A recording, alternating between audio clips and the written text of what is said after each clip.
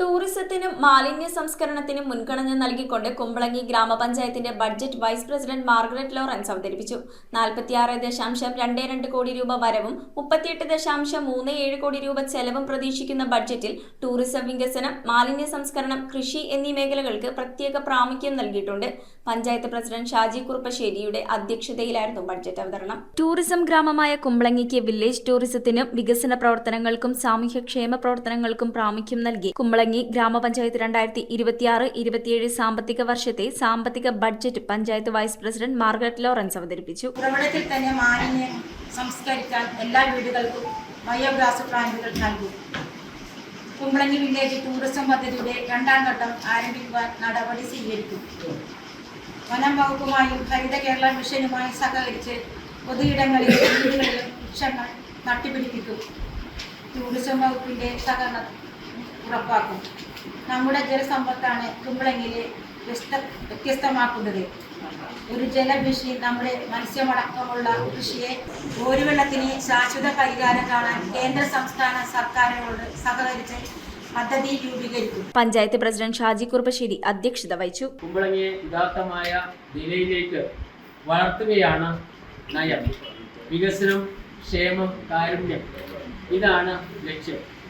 2025 April 1 മുതൽ എല്ലാ തദ്ദേശ സ്വയംഭരണ സ്ഥാപനങ്ങളിലേക്കും കെ-സ്മാർട്ട് നിലവിൽ വന്നു.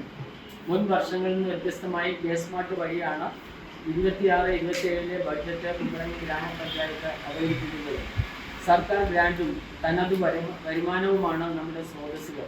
അവ കൊണ്ട് മാത്രം നമുക്ക് ലക്ഷ്യപ്രാപ്തിയിലേക്ക് എത്താൻ കഴിയില്ല.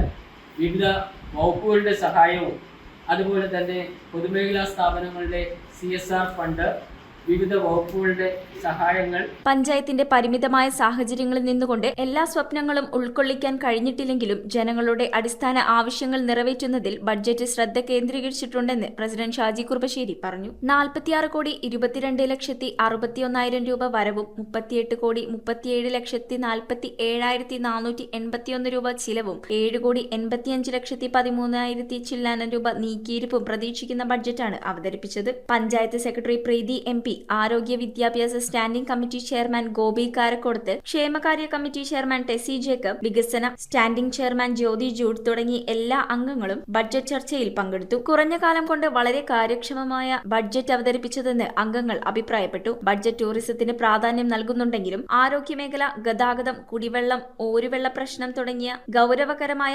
വിഷയങ്ങളെക്കുറിച്ച് ബഡ്ജറ്റിൽ പരാമർശമില്ലാത്തത് നിരാശാജനകമാണെന്ന് 1ാം വാർഡ് മെമ്പർ KV സാബു അഭിപ്രായപ്പെട്ടു. News bureau, Kochi. Sevens Gold and ഡയമണ്ട്സിന്റെ പള്ളുരുത്തി ഷോറൂമിന്റെ ഇനാഗുറൽ ഓഫറായിട്ട് ജനുവരി 11 മുതൽ ഫെബ്രുവരി 11 വരെ ഗോൾഡ് പർച്ചേസ് ചെയ്യുന്നതിൽ നിന്നും തിരഞ്ഞെടുക്കുന്ന 11 ഭാഗ്യശാലികൾക്ക് സമ്മാനമായി ഗോൾഡ് കോയിൻ ലഭിക്കുന്നതാണ്. ലൈറ്റ് വെയ്റ്റ് ജ്വല്ലറിയുടെ ഒരുപാട് കളക്ഷൻ നമ്മുടെ സെവൻസ് ഗോൾഡ് ആൻഡ് ഡയമണ്ട്സിൽ അവൈലബിൾ ആണ്.